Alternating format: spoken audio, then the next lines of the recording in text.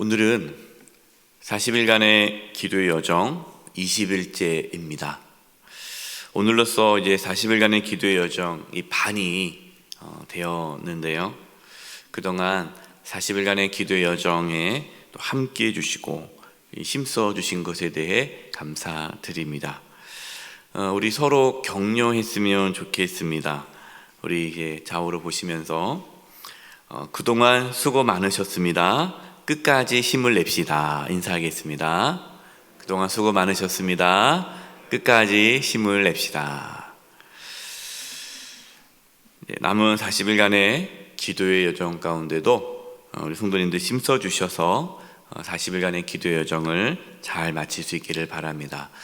구역 식구들도 각 공동체 이렇게 동역자들에게 또 함께 이렇게 말씀을 나눠주시고 또 이렇게 말씀을 이렇게 링크 보내주시고 서로 이렇게 나눔으로써 함께 이렇게 40일간의 기도 여정을 갔으면 좋겠습니다.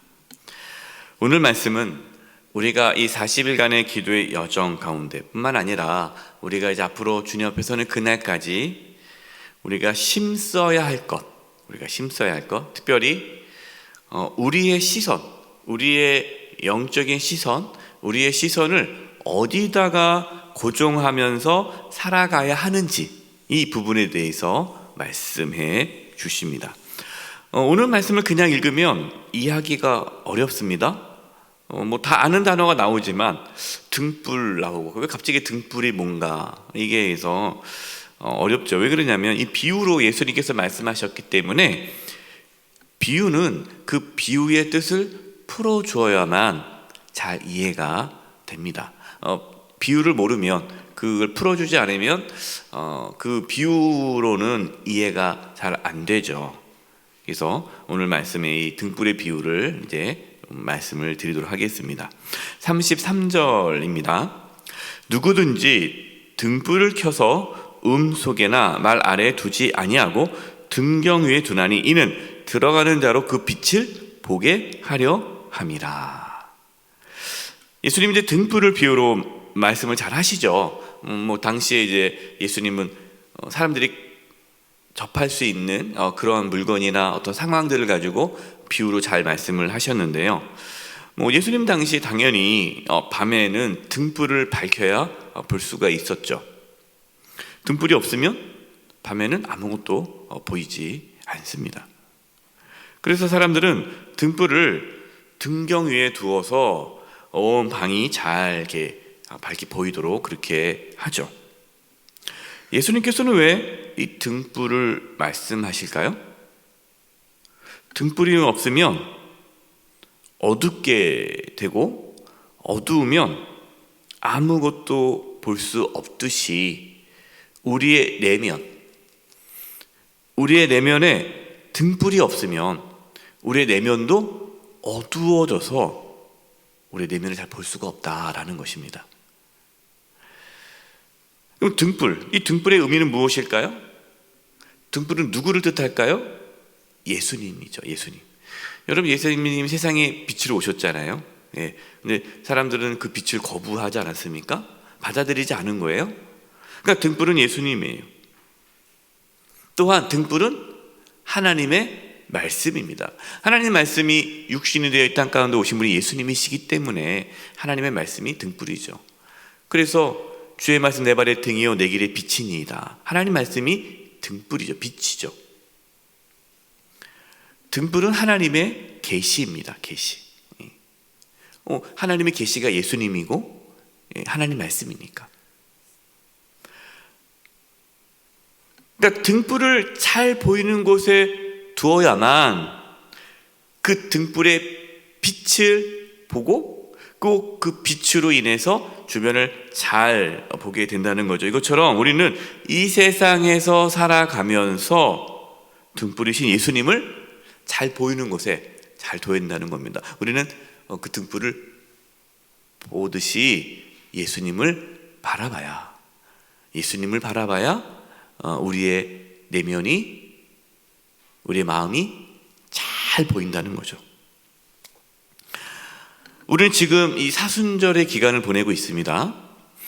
여러분, 이 사순절 기간에 우리는 누구를 바라봅니까? 예수님을 바라보는 거예요. 우리의 모든 죄를 짊어지시고 십자가에서 피 흘려 죽으신 그 예수님을 집중해서 바라보는 그 기간이 사순절이에요. 그래서 우리가 사순절에 우리가 보통 이제 뭐 사순절에 뭐 테레비도 좀 줄이고 뭐 모두 좀 뭐 금욕을 하잖아요. 금욕 뭐 이것도 줄이고 어떤 분들은 금욕만 하고 예수님을 안 바라봐요. 그러면 의미가 없어요. 금욕하는 이유, 금식하는 이유, 뭐 우리가 뭐 절제하는 이유, 그 하는 이유는 하나예요.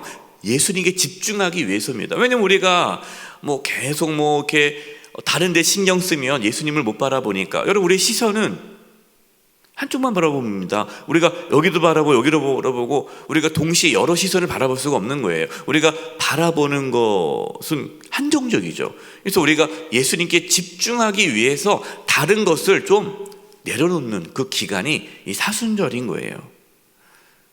그걸 우리가 알고 예수님께 집중을 할 수 있기를 바랍니다. 그것이 사순절 기간이다라는 거죠. 우리가 십자가를 바라보죠. 십자가, 예수님을 바라보는 거고 십자가를 바라보는 거고, 십자가를 바라본다는 것이 그 십자가 위에 우리에게 보여주신 하나님의 은혜와 사랑에 집중하는 거예요. 바라보는 거예요. 여러분, 우리가 무엇을 보느냐에 따라서 우리의 내면의 상태가 결정됩니다. 우리가 예수님을 바라볼 때, 하나님의 말씀을 바라볼 때, 그 빛이 우리의 마음을 밝혀주죠. 예수님을 바라보지 않고 세상을 바라보면요, 우리의 마음은 어두워지게 되는 거죠. 그래서 죄를 지어도 그게 죄인지 몰라요. 마음이 어두워지잖아요? 그러면 못 보는 거죠. 방이 어두우면 캄캄해요. 그러면 방이 더러운지 안 더러운지 몰라요. 근데 탁 불을 켜면은 방이 더러워요. 그치, 보이죠? 그러면 아이고, 방이 더럽네? 깨닫게 되는 거예요. 어두우면은 이게 더러운지도 뭐 깨끗한지 모르죠. 마찬가지입니다. 여러분, 우리가 예수님을 바라보지 않으면, 하나님의 말씀을 바라보지 않으면, 하나님의 말씀을 내 마음에 두지 않으면 우리의 마음이 더러운 걸 깨닫지 못하는 거예요. 내가 죄인임을 알지 못하는 겁니다. 예수님을 만나면 내가 죄인임을 깨닫게 되는 거죠. 그래서 베드로도 예수님을 다시 물 위를 걸어오신 예수님 만났을 때 그렇게 고백하잖아요. 내가 죄인이로소이다. 예수님을 만나면 죄인임을 깨닫게 되는 거죠. 하나님의 말씀을 우리가 접하게 되면 내 죄가 드러나는 거예요. 세상 사람들은요, 죄를 짓고도요, 뭐 이렇게 불편하지 않습니다. 하나님께서 기뻐하지 않은 일을 해도 전혀 불편하지 않아요. 그 이유는 그 마음에 비치신 예수님이 계시지 않기 때문이죠. 34절입니다. 내 몸의 등불은 눈이라. 내 눈이 성하면 온 몸이 밝을 것이요 만일 나쁘면 내 몸도 어두우리라. 우리 몸의 등불은 눈이라 라고 말씀하셨고요, 눈이 성하면 온 몸이 밝을 것이고 눈이 나쁘면 몸도 어둡게 된다.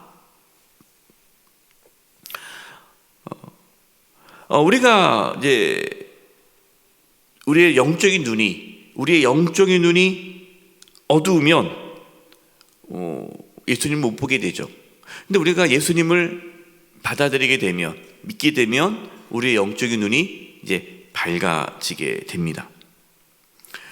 여러분, 우리는 이미 예수님을 믿음으로 영적인 눈을 갖게 되었어요.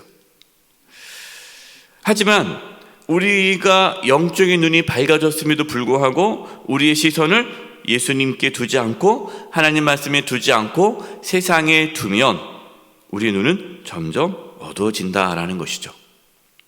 그래서 우리는 계속해서 우리의 눈을 예수님께 두어야 한다라는 말씀입니다. 여러분, 우리가 이제 40일간의 기도의 여정 가운데 누가복음 말씀을 묵상하고 나누고 있습니다. 그 이유가 누가복음 말씀을 통해서 우리가 예수님께 더 집중하고 예수님을 바라보고 또 하나님의 말씀을 우리가 바라보기 위해서 누가복음 말씀을 묵상하고 나누고 있죠. 또 이 기도하는 시간을 통해서 이 기도가 무엇입니까? 기도는 물론 우리의 필요를 구하기도 하지만 우리는 이 기도하는 과정을 통해서 이 기도를 통해서 우리의 시선을 우리 주님께로 고정하는 겁니다. 그래서 우리가 이 40일간의 기도의 여정이라는 것은 우리의 시선을 주님께로 고정하는 여정이다라고 보면 되겠죠. 우리의 힘으로 우리의 마음을 밝힐 수가 없습니다. 그래서 하나님 말씀이 우리 안에 있어야 마음이 밝혀질 수 있죠. 그래서 하나님 말씀에 더 집중하고 또 기도하는 가운데 주님을 더 바라볼 수 있기를 바랍니다. 35절입니다. 그러므로 내 속에 있는 빛이 어둡지 아니한가 보라. 우리 안에 빛이 어둡지 않은가 보라, 이게 말씀하신 거예요. 그러니까 우리 안에 등불이 있죠. 예수님이 우리 안에 등불로 계시지 않습니까? 근데 아까도 말씀했듯이 등불을 말 아래에 두지 않는다라는 거예요.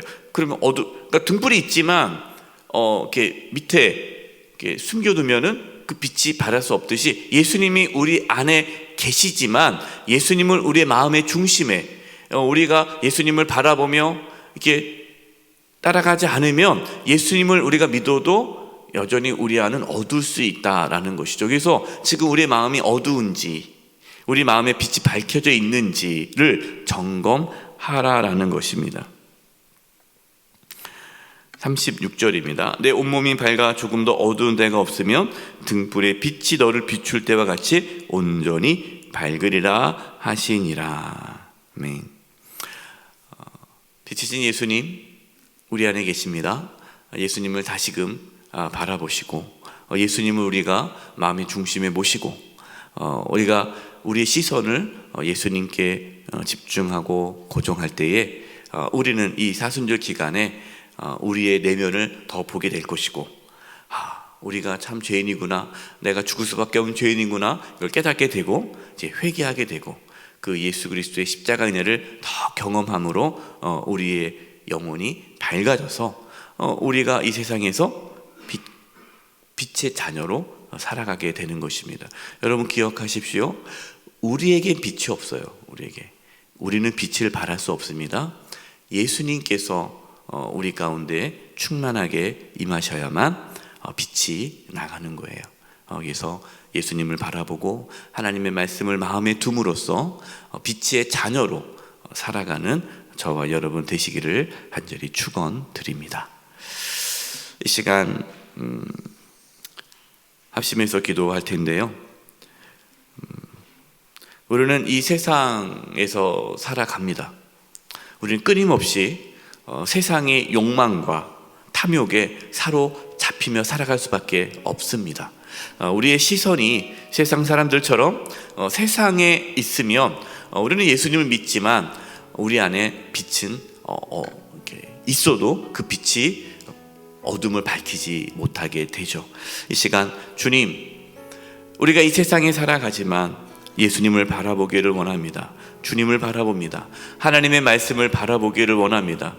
빛이신 예수님, 내 안을 밝히 비춰주셔서 우리의 더럽고 추악하고 냄새난 죄악을 발견하게 해주시고 예수님 보혈로 정결케 해주시고 우리가 빛이신 예수님을 바라보며 이 세상에서 빛의 자녀로 살아갈 수 있도록 인도하여 주시옵소서. 우리의 시선이 세상이 아니라 땅의 것이 아니라 하늘에 두기를 원하고 주님을 바라보기를 원합니다. 주여 나를 붙잡아 주시옵소서. 우리 기도점을 가지고 합심해서 기도하며 나가겠습니다. 기도하겠습니다.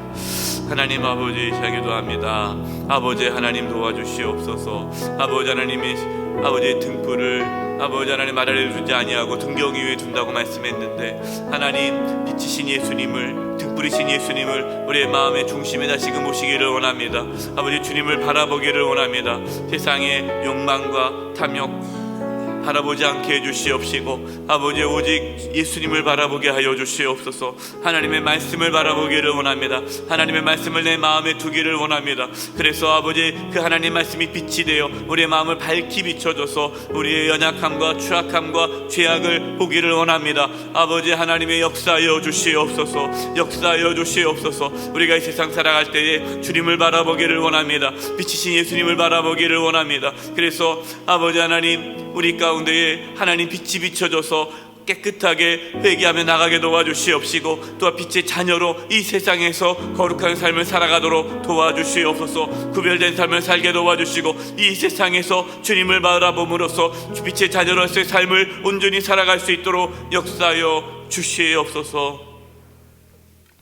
하나님 아버지, 빛이신 예수님을 우리 마음의 중심에 모시기를 원합니다. 그래서 우리의 마음이 늘 밝아져서 우리의 연약함을 보게 하여 주시고 빛이신 예수님을 따라 살아갈 수 있게 하여 주시옵소서. 하나님의 말씀이 내 발의 등이요 내 길이 빛이니이다 말씀했는데 하나님의 말씀을 바라보며 빛의 자녀로 살아가기를 원합니다. 이 세상에서 빛의 자녀로 거룩한 삶을 살아갈 수 있도록 주님 저희들을 붙잡아 주시옵소서. 특별히 사순절 기간에 예수님을 바라보기를 원합니다.